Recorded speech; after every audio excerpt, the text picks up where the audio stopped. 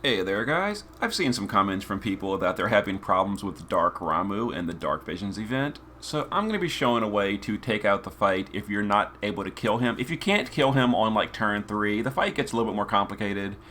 So if you don't have that big burst, this is a way to clear the fight and get that first time kill victory of 100,000 points. As long as you just kill him, no matter what you score in the fight, you still get a free 100,000 bonus points for finishing the event. So we're going to go ahead with a regular trial team and not worry about score so much. We're going to be doing Charlotte for covering. She's got decent spirit and hit points and a lot of thunder resist. We're going to be using Lena as our healer. She's stop immune, and stop immune healers are useful on this fight, like Ayaka, Lena. Another option is Sylvie or Maritime Nicole, who we're going to be using as well.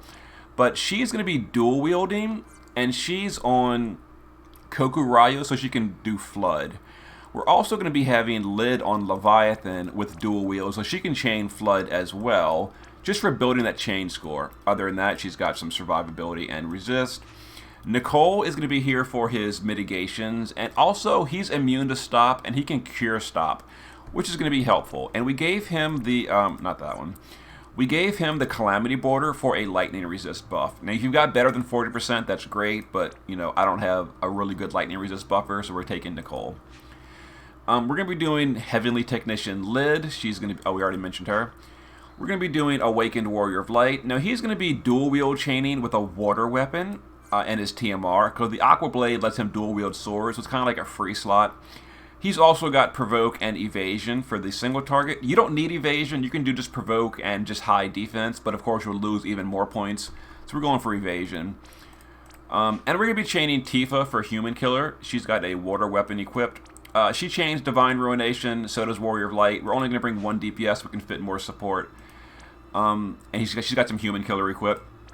Now, one thing I want to point out, the entire team is immune to Thunder. So Thunder immune, 95 is close enough, 95 is good enough, 90 is good for your healer, they have high spirit, and Thunder resist. So the whole team has like close to 100 or better Thunder resist. That's because some of these attacks bypass cover, and some other attacks will dispel you and then continue to attack without cover. So you want your whole team at 100% or really close to it, unbuffed lightning resist if you're not going for that one shot. Alright, so now that we're in the fight, we're going to use Overdrive with Tifa. We're going to Super Analysis with Lid. Lena is going to do her next turn heals, because next turn I want to get that chain score out of the way. So Warrior of Light will General Mitigate. Nicole is going to Regeneration for the team. And just mana regen, whatever. Actually, no, Nicole wants to Regeneration for the team and do an even bigger stat buff with Heroic Stance. And Charlotte will cover.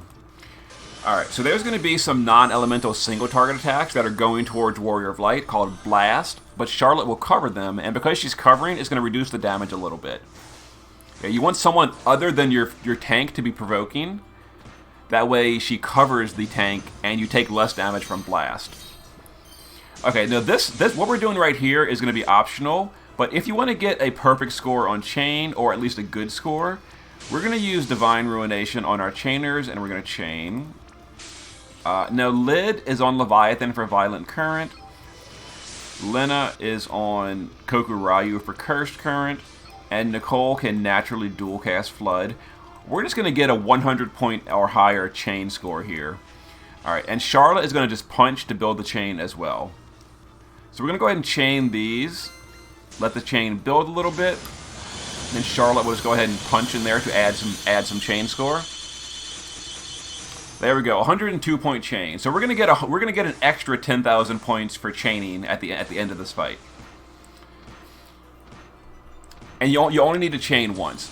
So you saw that message that thunderclouds are gathering. That means next turn he's going to do either a Imperil or a attack that bypasses cover.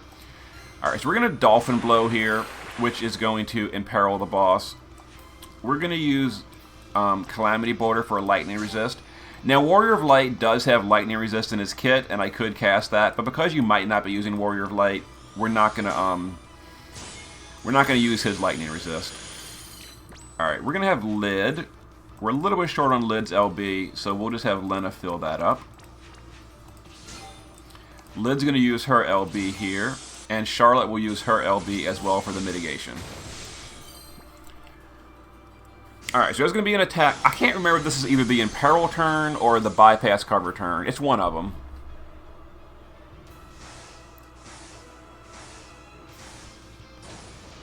Oh, it's the Imperil turn. Okay. So here's the Imperil. You have a few options. If you're using something like Myra, you can remove it, or you can just buff it and resist it. So as you saw, that Judgment Bolt bypassed cover, or whatever it was called, and we're imperiled. But because we have 100% on the whole team, plus 40 from Calamity Border, we had 140 minus 80, so we had 60% resist, and it was still enough to survive that attack, which is good. Alright, so Tifa is going to... Now we're going to go to start doing actual DPS, now that we've done all our missions and all. So Warrior of Light will just chain with Tifa, and we're going to start dealing some damage. So it's going to take a few turns to win, but, you know, whatever. Alright, so let's go ahead and just do some breaks. We'll have Charlotte do a magic mitigation, so she takes even less damage from Blast. Nicole will... I want Nicole to fill some LB gauge for Charlotte, so she can get her LB again soon. And Lena will just do her her limit for the AoE re-raise, for the safety. Alright, we're definitely going to lose a bunch of points for damage taken, but, you know, as long as we get it, we're fine. So Stop Your Movements is a single target dispel that also paralyzes. Alright, so the boss buffed his defense. We'll use... Yeah, we'll use Lid to dispel that with Jamming Pulse. Remove that defense buff. Yeah. The breaks look like they're going to wear off soon, but those are her breaks from her LB. She actually did 5 turn breaks a minute ago, so she's fine. Alright. Nicole got dispelled, so we're going to buff him, and we're going to do Guardian of Tycoon, which cures him.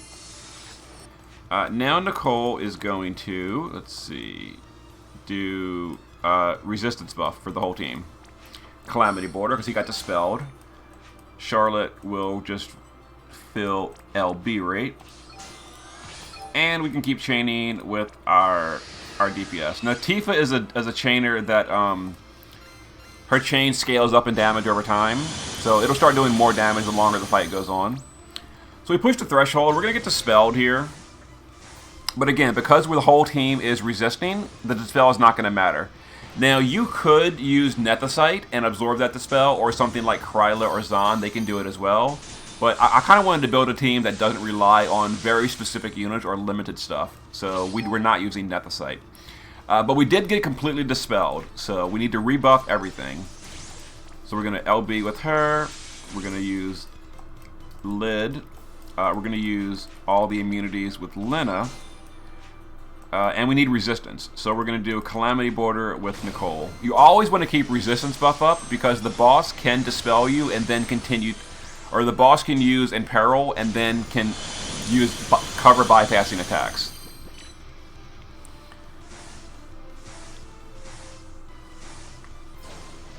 Alright, there's the Imperil. And we pushed the threshold again, so actually he dispelled us and then dispelled the Imperil, which is kind of awesome.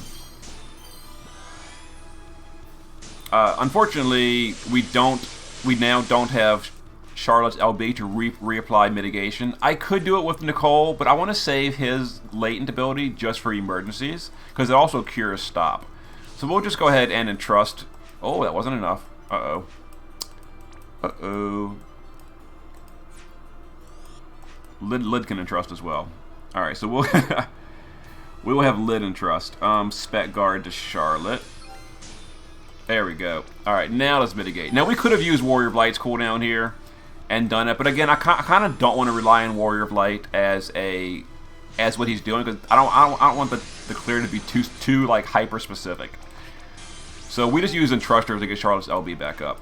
So now Warrior of Light is just going to focus on chaining. The boss should be imperiled still. He is. 2 more turns.